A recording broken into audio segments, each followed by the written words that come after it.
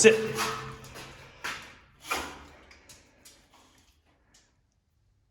Sit. Thought I got him in the first try. Good boy. Good boy.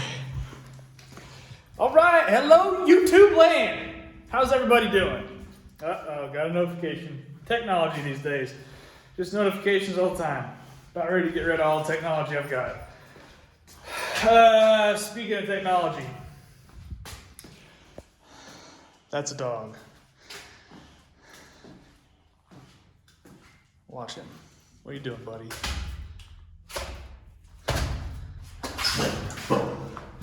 Okay, back to your regularly scheduled programming. So today, I'm in our safe room, dungeon, dojo, many names, same room. This, if you watch my channel, you may have seen this pop up previously last year. This is my generator that I utilize for partial home backup power. Oh, somebody's mowing their yard. It's raining. Tough time. So, I use this for backup power at our house if we lose power because of a storm or whatever. It's not a long-term solution, it's a interim solution. So I posted a video about it, explaining what it was, my setup and everything.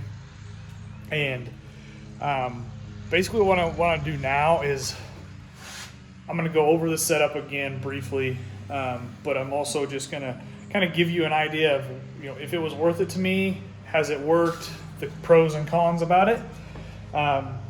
So first and foremost, quick review. What is it? What's the setup? How does it function? Yada, yada, yada. So, generator. Get this giant cord out of the way here for now. Ooh. Generator. It is a dual fuel Firman, and it's been a great generator. I got it from Costco 3-ish years ago probably.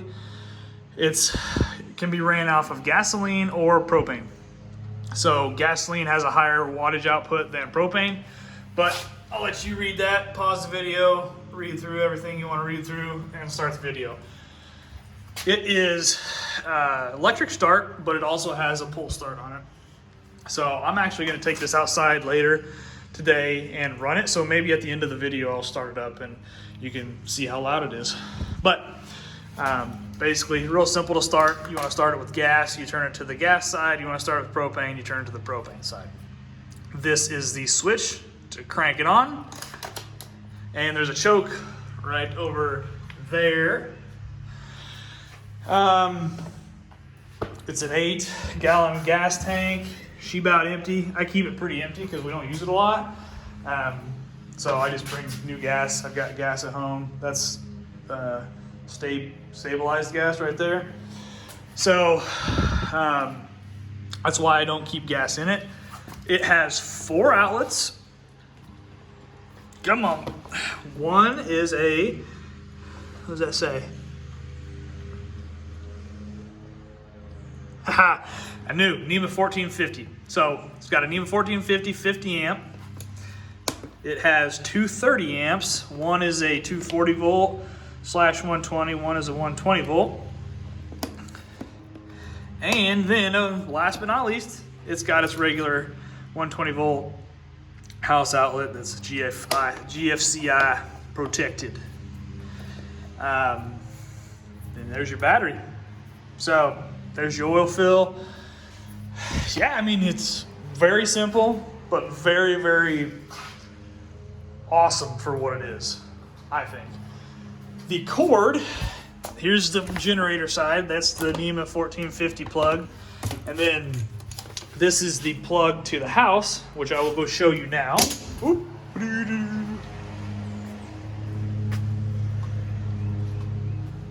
This table, love it. Super cheap. About got arrested when I went and picked it up from Facebook Marketplace. So, all right, there's the plug that goes into the house. So that wire, or that's conduit, but that runs through the house, and then our electrical panel in the house is actually just on the other side of the wall. So I'm going to walk and talk with that. So with our house, we are all electric. So we got to have a lot of electric, a lot of amp service. I don't know, that makes sense. We have two 200 amp panels. They are independent of one another. So, I mean, what I mean by that is you turn one panel off, the other one functions normally. I don't know if that's normal or not, but it is what we have. So with that being said, what we chose to do was that generator being unable to power even one of the panels, we chose to run it to one of the panels. So the panel, luckily, that was closest to the outside was the panel that had the majority of the lights for the living area and bedrooms and stuff on it. So it worked out in the end. But we have two heating and cooling systems, one for the upstairs, one for the main and basement. It has one on there. So we've got a little bit of everything on that one panel. So it worked out well. So I'll go show you the panel and kind of show you how it's set up to work with the generator to not send electricity back to the grid. You don't want that. Mr. Electric will come get you for that. Another thing, as I'm editing this video and watching it as a whole, I want to make it clear that I put the generator outside and use them outside. Don't use the generators inside. That will kill you. They are meant to be used outside in a well-ventilated area. Read the warning stickers on the generators before you use them. So I kind of pass that over as a common sense, hey, this is something people know, but I have got to say it. I have to say it. Use generators outside, use with caution, read the manual, read the warning stickers, get professional opinions and help. Good day, people! Alrighty, so here is one of our electric panels. And as I said, we've got two of them. So this panel has the majority of stuff, that living area lights, yada, yada, yada. And it has one of our HVAC units on it. So what happens in the event that we lose power, I go get the generator, take it outside as far away from the house as I can, and plug the cord into the generator, plug the cord into the house, the outlet on the outside of the house. What I do is before I start the generator, I come in here, I flip all of these breakers off individually. So that's first and foremost of what I do. Then I turn off the main service here, the 200 amp panel. So the panel's shut off. At that point, every breaker's off, including the generator breaker.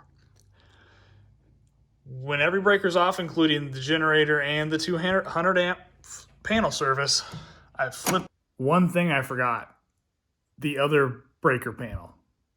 That is all turned off prior to doing anything.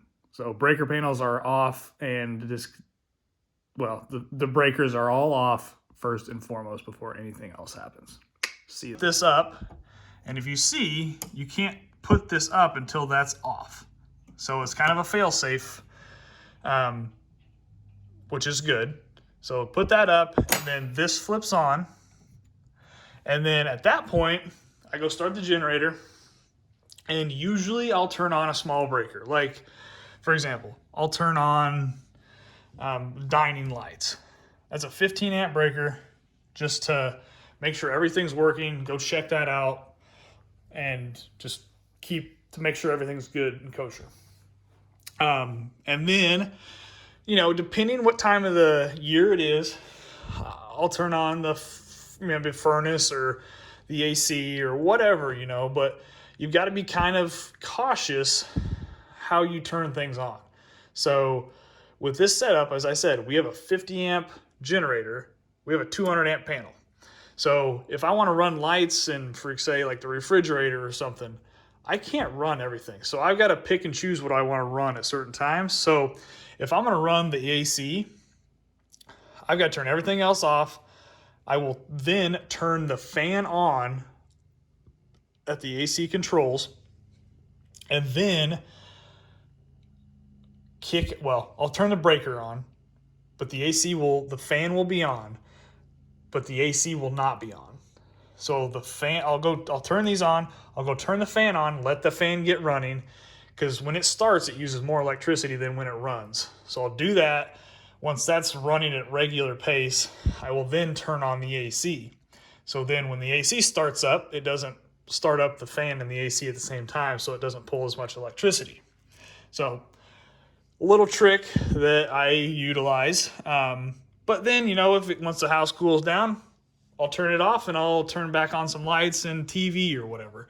That way I can, kind of pick and choose what I want to pick and choose what I want to have on and off. So it's nice in that aspect that, it's a cheaper solution, a very much cheaper solution than having a whole home backup generator, that powers everything. Those are really, really expensive. I'll go over I've had the generator for a long time, but I'll kind of go over what the cost was of that here in just a second. So catch you in a bit. All right, back in the dojo. Now I'm back in the safe room. It's all one room. So, that's the setup. Hopefully that's a better overview than I gave initially. I'd like to think I'm getting better at talking to the camera and my dog. So hopefully that helps. This isn't a solution that would work for everybody. This is a solution that works for us in our situation. And you have to be careful with generators. The fumes from them can be very dangerous and kill people if not ventilated properly. So I'm very DIY-able. I don't know what the hell I'm talking about. I'm very comfortable with things like this. So other people, if you're interested in this, get a professional opinion, because there's no reason to risk you or your family's health. One, with the generator, two, with the electricity. Just no reason. There's plenty of professionals out there to help you. I'm just showing what our setup is and how we utilize it. And now I'm going to give you the pros and cons of it. So I think probably the most obvious con is the fact that I have to get the generator outside, plug the cord in, go in and turn everything off in the breaker box, flip a bunch of switches, yada, yada, yada. So that's the manual part of it. And that's the biggest con. And that ties into, it only powers part of our panel, and we have two 200 amp panels. So it's not near powering our whole house, which is fine. It's a short-term solution. And it's a very affordable short-term solution. So it is, and that leads me into the pros of it. So the generator, when I bought it, I think it was between $400 and $600 maybe. I can't remember. It's been a few years since we bought it. But I got it from Costco. My two biggest, deal breakers. It had to be cheap, but it also had to have a lot of power. Costco had it. So I got this from Costco. So there's, we'll go on the high side. When I bought it, say it was $600. Probably nowhere near that now with stuff, but when I bought it, it was like $600. And it's been great. This cord, it was probably like $100. I think I got it off Amazon. I'll have to look, but we'll say $100 for that cord. I think it's like, I don't even know, 15 feet maybe. So you got the generator, the cord, and then the outlet that you plug the generator in. So I had an electrician come install that for us. So that ran between $600 and $700. So we'll say $700. And then that's, you've got fuel obviously for the generator, but I'm not going to include that in the cost because it's just not. So generator, we'll say 600. The outlet, breaker, yada yada, 700. So, you know, you're at what, 1,300 bucks there, and the cord was 100. So we'll round up and say $1,500.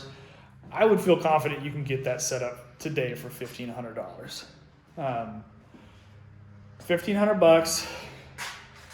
Our house is 400 amp service. You know, we've got,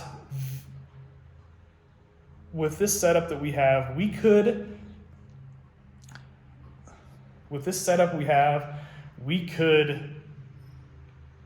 I think, I feel pretty good saying this, if you couldn't hear the generator, we could turn on and live a normal life with what we have in short term. Outside of flipping breakers back and forth, determining what you have on at that time. The generator is not too loud. So yeah, I mean, that, you know, short list. Con, I've got to get the generator outside, start it, plug it in, flip the breakers. That's really the only con to it, outside of it not powering the whole house. Pros, very cheap solution to have the ability to have power and live a normal life. It's electric start, so that's even simpler. The same con is also a pro. I have a electrical hookup in the box, so I just have to flip breakers. I don't have to plug a bunch of electrical cords in to get power. So that is a very big con, but it's also a pro, because it's like a whole home generator is a one flip switch, probably automatic. So it's all relative to what you're comparing it to.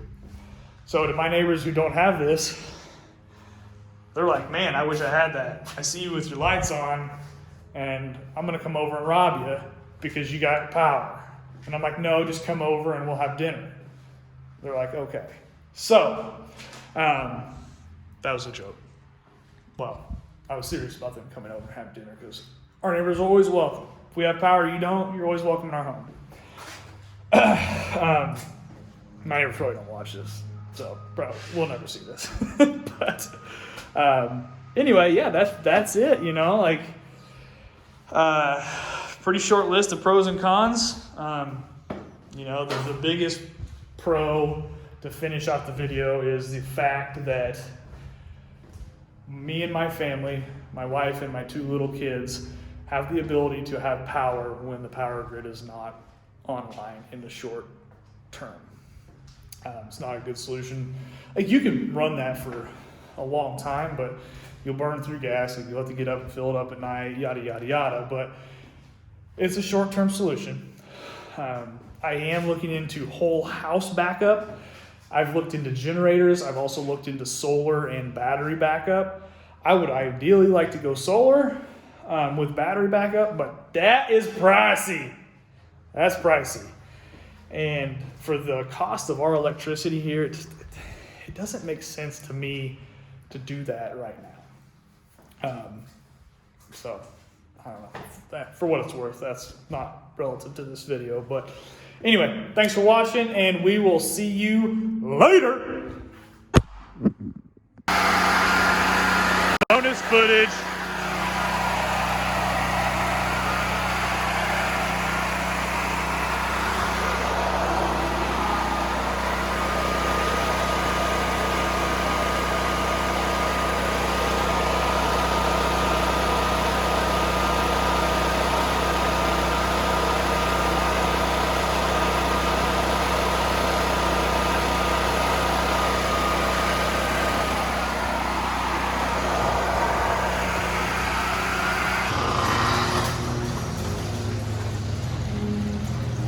More bonus footage.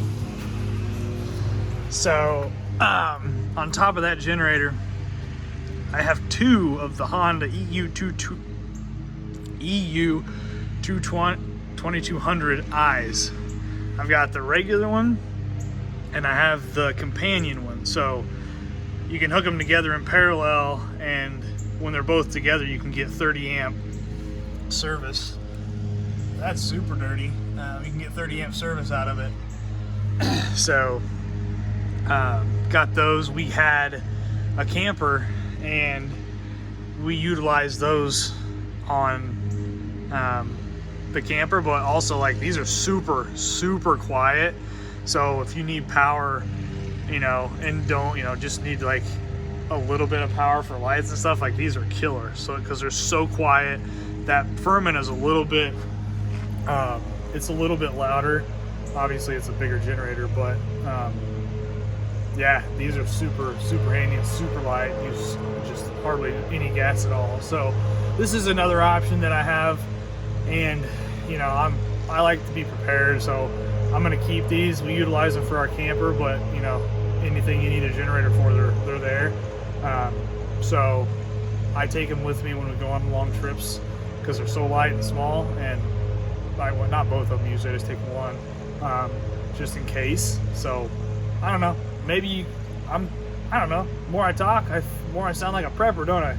Either way, that's kind of my backup power situation at this point. So hopefully that's interesting or helpful for you.